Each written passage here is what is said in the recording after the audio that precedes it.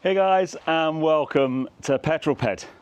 Now, I have often said when I've gone to press events to review all electric cars how challenging that is, because normally you only get access to the car for a few hours in the day, and a lot of electric cars nowadays all drive in a very similar way, so there's not a huge amount for us reviewers to talk about. The one thing you always want to do is a range test. You want to spend some time in the car. Well, that is the new Genesis GV70. It's all electric, and I'm off to a press event in the Brecon Beacons because the Genesis guy said, look, we're running this press event in the Brecon Beacons. We're going to drive some amazing roads, but what we thought we would do is ship the car to you first. You can drive the car to the Brecon Beacons. You can enjoy our hospitality this evening. We'll give you some technical briefings, and then tomorrow we'll enjoy some of the most beautiful parts of Wales and really get to grips with the car, and then drive all the way home. The perfect test for an EV.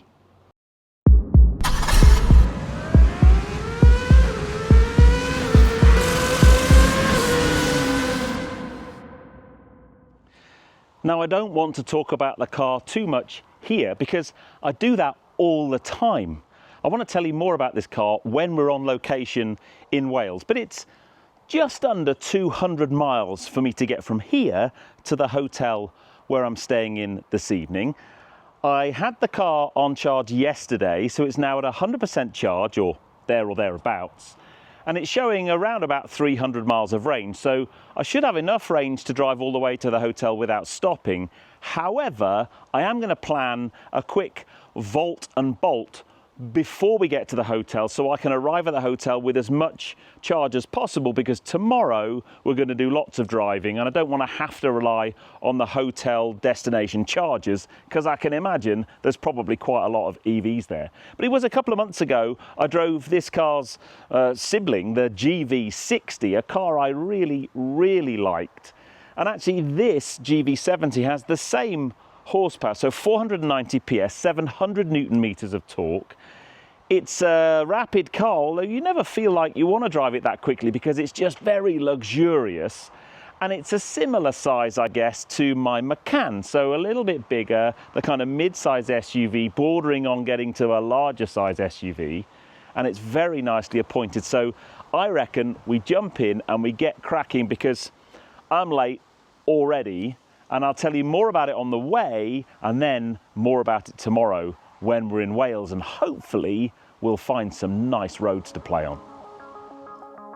So in the car and on our way, as always with modern day cars, first thing to do is turn off the ADAS systems you don't want on, and for me that is speed bong and lane departure assist. The route is going to take us past Winchester up to the M4 and then along the M4 over the Bristol Channel and then into Wales.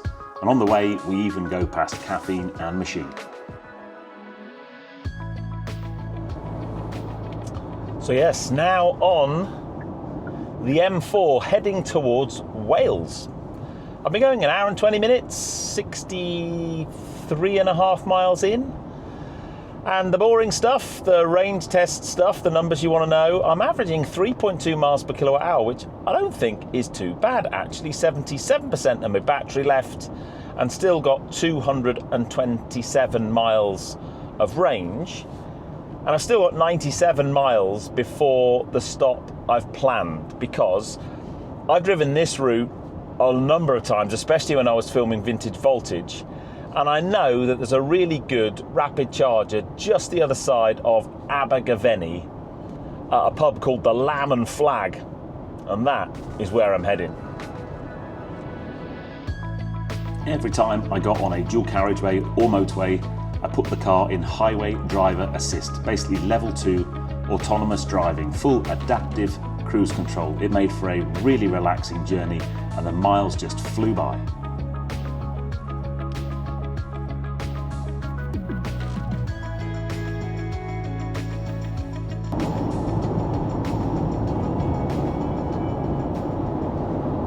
So after 2 hours and 15 minutes, I'm crossing the River Severn on the Prince of Wales Bridge, going from England to Wales. It's not the best visibility today. Normally you can have a good old view from here. But yes, we've only got about 35 miles to go until we get to the charge stop.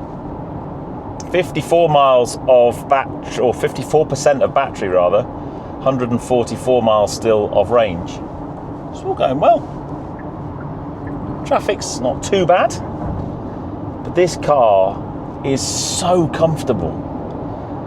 As I've said, when you've got the highway driver assist on, it's so relaxing. I've just got a podcast playing. This seat's really comfortable. It's a very, very nice place to spend time and do a journey.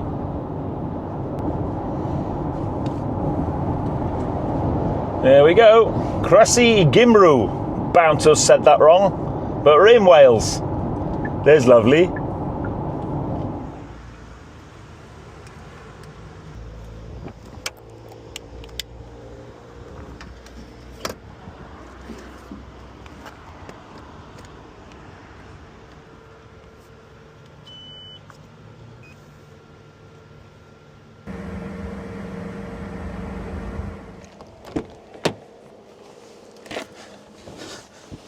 I've used this spot before. In fact, the last time I was here, I was in a Kia EV6 GT. That was a long, long time ago. Now I am breaking all known kind of charging best practice here. Couple of things. This car's based on an 800 volt architecture, so can deal with really rapid charging. It can deal with up to 250 kilowatts. Sadly, this Osprey rapid charger will only do up to 75 kilowatts and is currently delivering me 74.4. So it's absolutely ripping the charge into the battery. Now, in terms of most time effective charge, I should really wait until I get to 80%. So that's another 22 minutes and then be on my way.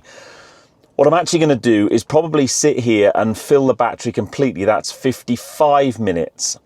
And you'll see that the kind of speed of charge drops off very rapidly after 80%. And often I get comments in EV videos that if you can only charge between 20 and 80%, then really you're only getting 60% of the range of the battery. And to some extent that's correct, but that 20 to 80% isn't a hard and fast rule. It's just a time effective rule, because the first 20% and the last 20% of putting charge into a battery takes the longest. It would be quicker for me to be on my way at 80% and then drive until I get to 20% and then find another rapid charger and just keep topping up that way.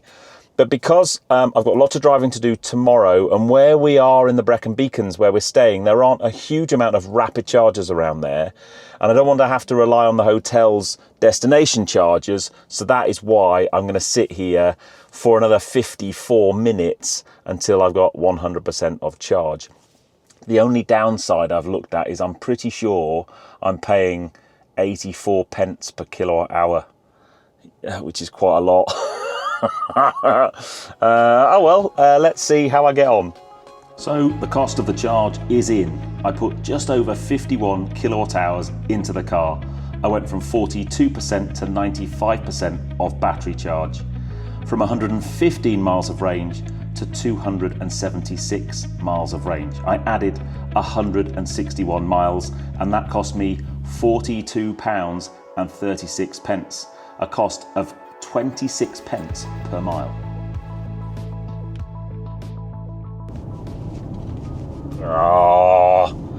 This is what I'm talking about. The Brecon Beacons, basically, where the SAS learned to soldier. And it is spectacular. It's not the kind of road you kind of, go flat out down. But what I am finding with this GV70 is, although it's a big car in terms of dimensions and weight too, it doesn't feel that way when you're driving it. And it's so responsive, it's got so much power and torque that even if you're not, aggressively driving, I'm just in the normal mode. I've not put it up into sport mode at all on this journey because I haven't felt the need to. I've got the regen braking on maximum, and it's just got so much pull. We're now going over a firing range by the looks of it. There were red flags flying, so hopefully there's no live firing going on. But wow, oh, how good that red flag wasn't up. This is good. But the hotel is just 5 miles down here. In fact, by the looks of it, 4 miles I turn into, or off of this road, and into the grounds of the hotel.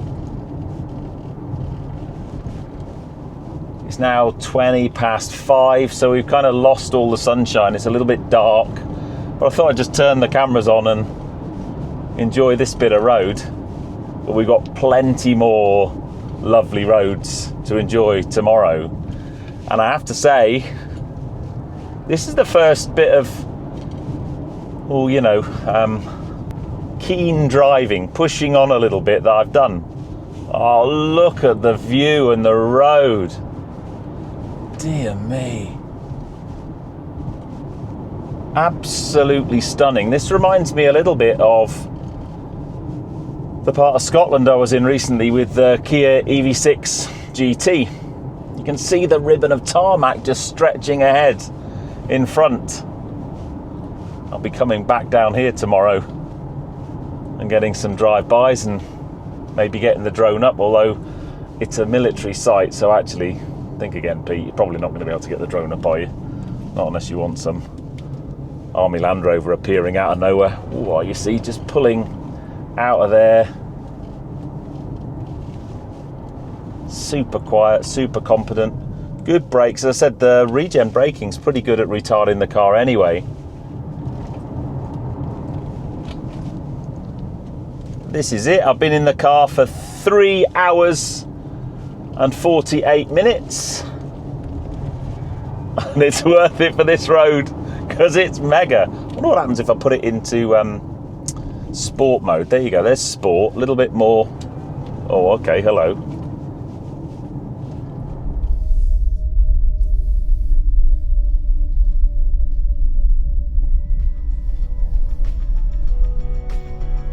So after a long day in the car, I finally reached my hotel, the Lake Country House Hotel and Spa in Llangamarsh, Wales.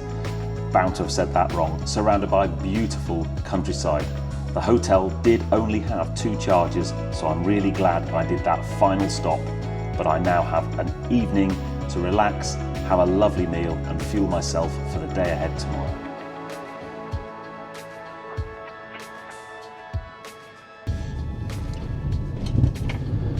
What a way to start the morning in Wales. After about a 40-minute drive, we are up one of my favourite bits of Welsh road. The last time I was here, I was in a Kia Stinger. This is the Black Mountain Road, and it's a very special ribbon of tarmac in the Black Mountains, surprisingly.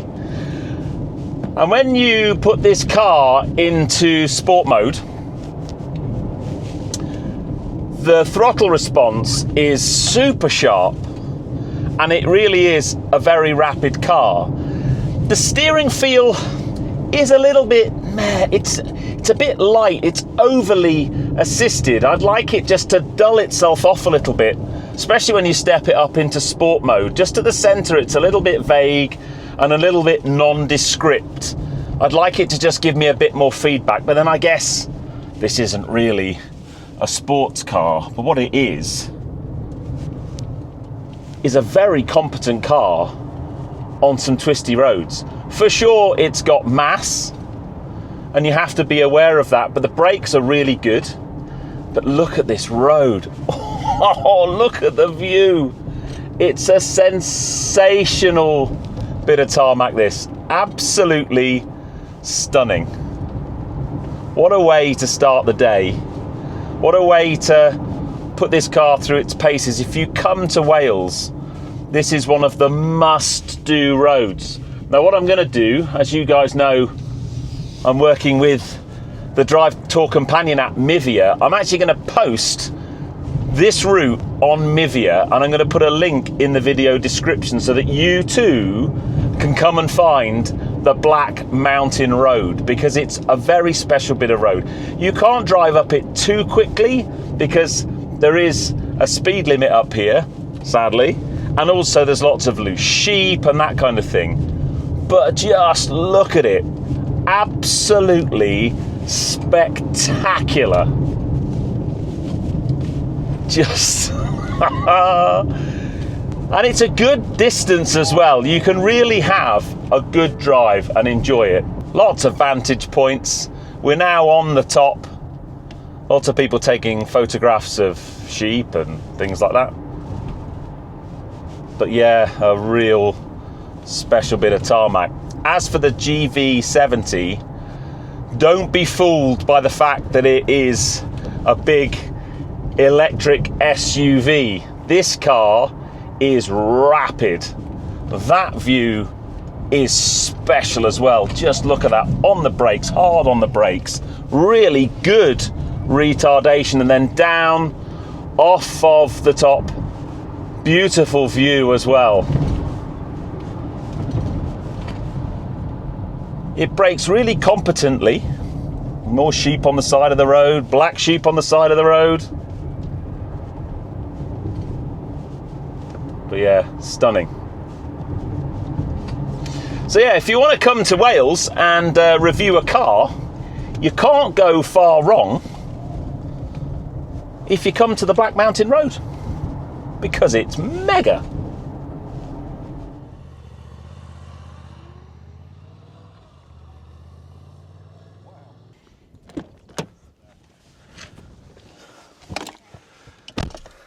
Now that is what I call a view. The top of the Black Mountain Road. It's beautiful around here, but I want to just spend a little bit of time talking about the cabin. I spent a lot of time in this cabin yesterday, and it is a very lovely place to sit. This wouldn't be my exact specification. This very light coloured cabin is, well, from a maintenance point of view, it would be a nightmare with jean stains and marks on the carpet, but it is very beautiful. A couple of the cars we've got on this press launch are in a more kind of dark slate grey, and I think that will be much more of a like living with interior spec. But the inside spec, it's very Bentley. And I said that about GV60. Bentley without as much bling. Every touch point on the car is a leather material. The steering wheel is lovely. And then you've got this kind of aluminium effect here on the center console. There's a little bit of piano black there, but just a tiny amount. The infotainment system, straight out of Hyundai, so if you're familiar with that, or even Kia, to be honest, it's the same family, the same kind of navigation, and it works really, really well. I'll admit I've been using Apple CarPlay all of the time, but if you go into the Genesis system, it's really good. There's not a great deal of lag, and there's a lot of functionality in there. And then the main rotator switch, I'll move my water bottle out the way, and you don't get the roll around glass ball that you get in GV60, but it's nice. You've also got a jog wheel to control the main screen if you don't want to use touch. There's a couple of really big bins there for your bottles. Obviously that's a particularly large bottle. You've got a wireless charge mat just there. You've got some more bin storage down there.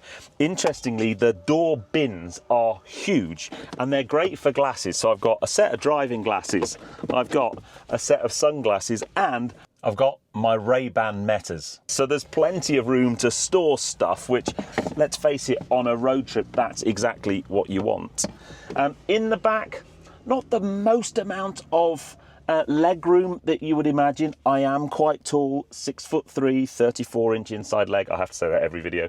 But yeah, the rear seat is not too bad in the back. What this particular spec of car is dying for, calling out for, is some kind of pan roof or sunroof, just to lighten up the interior of the cabin. But the interior, really big tick. I like it a great deal.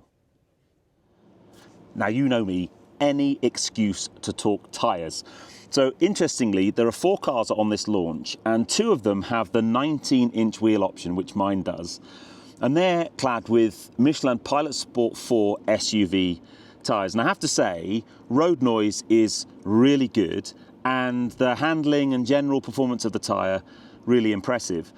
The other 2 cars have the 20-inch wheel option, and they have Pilot Sport EV tyres on them. Slightly smaller sidewall, but they do have a much nicer velvet sidewall as well. I haven't driven the car with those on, but it is just great to see that they're clad with Michelin tyres. The other thing I've noticed about these, I guess that they're just going to help with the rolling resistance and also with your ultimate range and efficiency, but they do look really nice. I'm not such a fan of the wheel design, if I'm honest. It's a little bit busy for me. Having said that, it's probably relatively easy to keep clean. I don't think I'll ever bore of driving through beautiful scenery like this, but the one thing you do notice on the downhills, if you put the regen braking in its maximum setting, you really can recuperate some charge back into the battery. And it's also great as you come into the corners, you lift off the throttle and the car just slows itself down, recuperating that energy, and then you can be back on the gas and accelerate out of the corner. More beautiful countryside. Now, this car does have some driving modes. It's got Eco, Comfort and Sport, if you like the road modes, but it's also got, if I just push and hold down that, I have some terrain modes, snow, mud and sand. I'm not gonna get the chance to try those out today, and I'm not sure how many owners of a GV70 would ever use those modes, but they're there if you want them.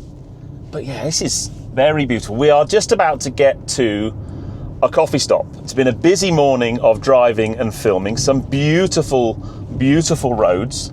Unfortunately, the weather really isn't playing ball today. I was brave. It was warm yesterday. I left home with shorts on. And this morning I thought, it's gonna be warm again today. I'll be fine. I'll wear my shorts. Yeah. It's still 16 degrees and freezing outside with a really cold wind, so I wish I'd put my trousers on, but never mind. I'll carry on, I'll be brave. I mean, who doesn't want to see my chicken legs? I've just hit or gone through 300 miles, 7 hours and 42 minutes of driving in the last couple of days, and I'm still averaging 3.1 miles per kilowatt hour. We're kind of heading home now. We're on the M4. I've actually got the PR team from Genesis in the GV70 in front of me and another GV70 a few cars behind me. And we're heading to a stop near Newport where we're going to jump on an Ionity charger, boost the battery back up because I'm now running at 39% and 100 miles of range, which isn't enough to get me home.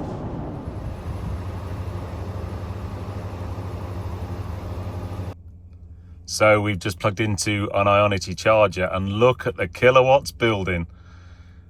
So rocked up here with 33% of my battery.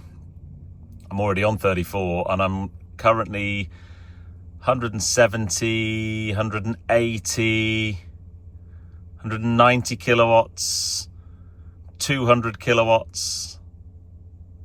This charge isn't going to take very long at all. Starting to slow down now, rationalise down around 206. Yeah, 206 kilowatts. That'll do. Now that, you know when you see or hear people on the internet and they moan about car charging and you have to stop and it takes forever. We've been stopped here literally 20 minutes, just enough to grab a Coke and a Twix. And I've gone from, what were we, 35% to 93%. And I've gone from 100 miles of range to 258 miles of range. That's rapid charging. Absolutely mega impressive. So that's we're saying goodbye to everybody. I've got my route in the sat nav. I've now got 135 miles to go to get home. Should take me 2.5 hours. Boy, I'm super impressed with that. It went straight up to 210 kilowatts. Didn't stay there for very long, but then it dropped down to 170 kilowatts, which is still really, really quick. Yeah, amazing. Absolutely amazing. Well, I have just ticked over 10 hours of driving since I left home yesterday, and I'm less than 20 miles from home. By the time I get home, I'll have done around about 450 miles. My final impressions of this GV70 are really very complimentary. I think from the outside, the styling, I love the look of the car. I probably prefer the GV60 a little bit, and if you watch my GV60 review, I wax lyrical about the styling of that car. I think they look absolutely superb. This is a bit bigger, it's a larger format car, but both front and rear styling are clean. Maybe the front grille is a little bit big and garish for me, but on the whole, it's a really clean looking car. Interior of this car is a spectacular place to sit and be and do a long journey. Super comfortable seats, great driving position, really nice visibility, quality interior and quality materials. Now, I haven't talked about price yet.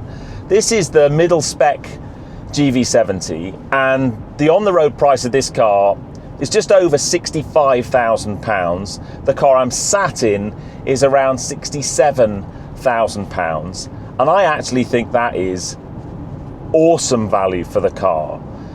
I'm going to compare it with a non-electric car, but I had the Audi S5 Avant on the channel just a month or so ago, and that car was £71,000. It was a hybrid, mild hybrid petrol V6, but the interior quality of that wasn't even in the same league as this.